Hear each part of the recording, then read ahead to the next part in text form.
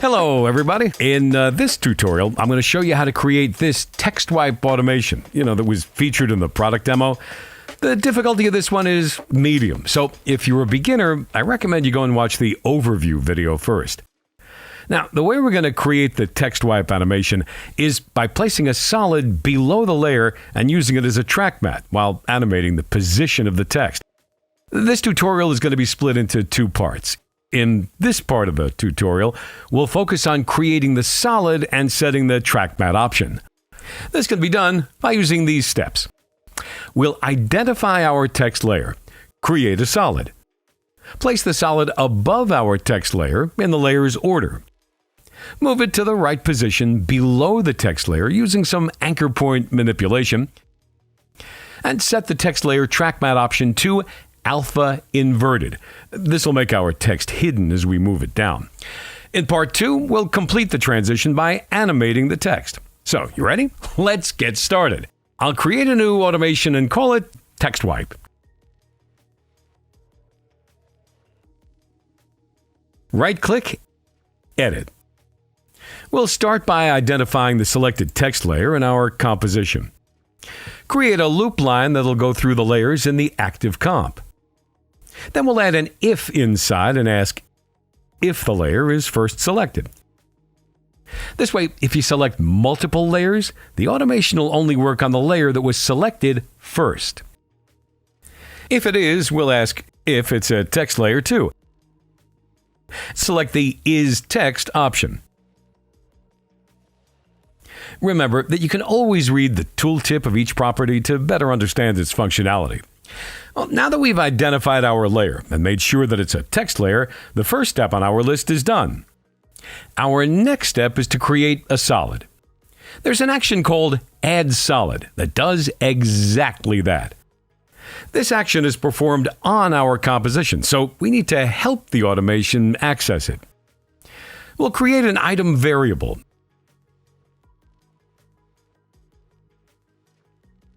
And select the containing comp of our layer, just like we did in the overview.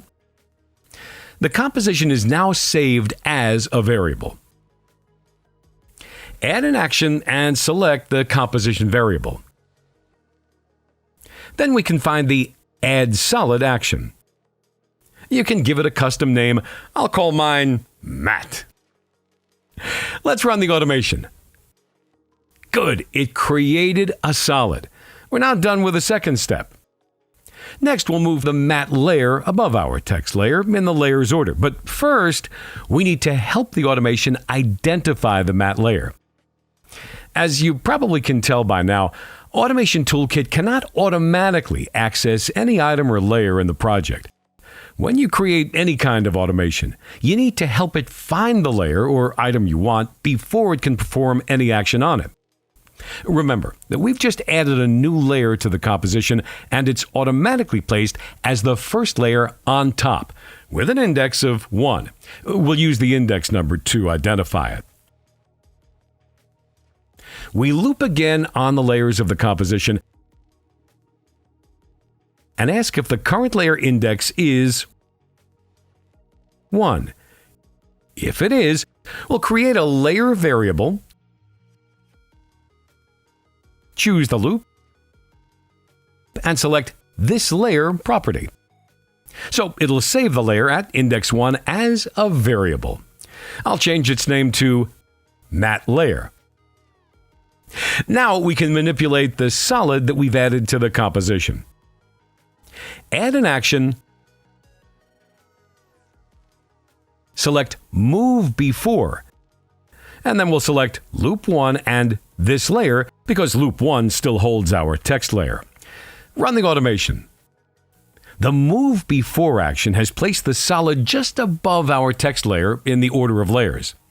And just like that, we've completed the third step. Now we want to move the position of the solid to exactly below the text layer. We can do that by moving the anchor point of the text layer to the bottom. Then moving the anchor point of the solid to the top. And then copying the position of the text to the solid. This way, it'll move to exactly the right place.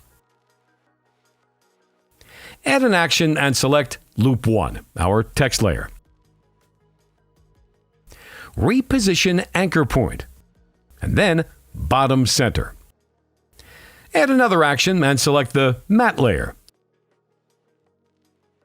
Reposition anchor point, and finally, top center. Let's try to run it and see if it works. Their anchor points are now positioned in the places we want them to be. Now, we just need to set the position of the matte layer to the same position of the text layer. Do this for both position X and Y.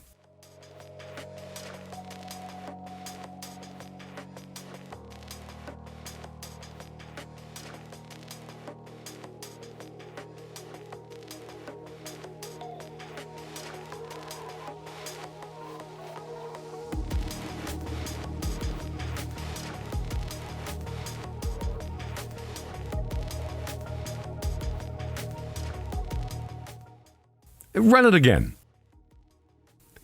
And the fourth step is now complete. The matte layer is in the correct position and order.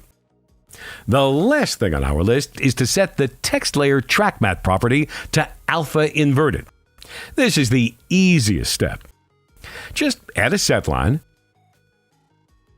choose our text layer, select track matte, and alpha inverted. Go ahead, run it again. Nice. In the next part, we'll add keyframes to the position of the text and create the animation. Oh, before we finish, I want to run it again to show you a problem that we can easily fix. As you can see, after running the automation, the text layer is not selected and the matte layer is. For the next part, we need our text to be selected instead of the solid. So, I'll add these two set lines that will deselect the matte layer and select the text layer instead.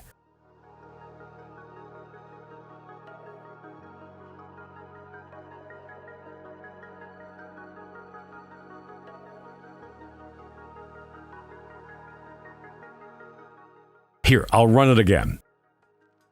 And that's it for this part. If you've survived until now, I'll be happy to see you in the next part.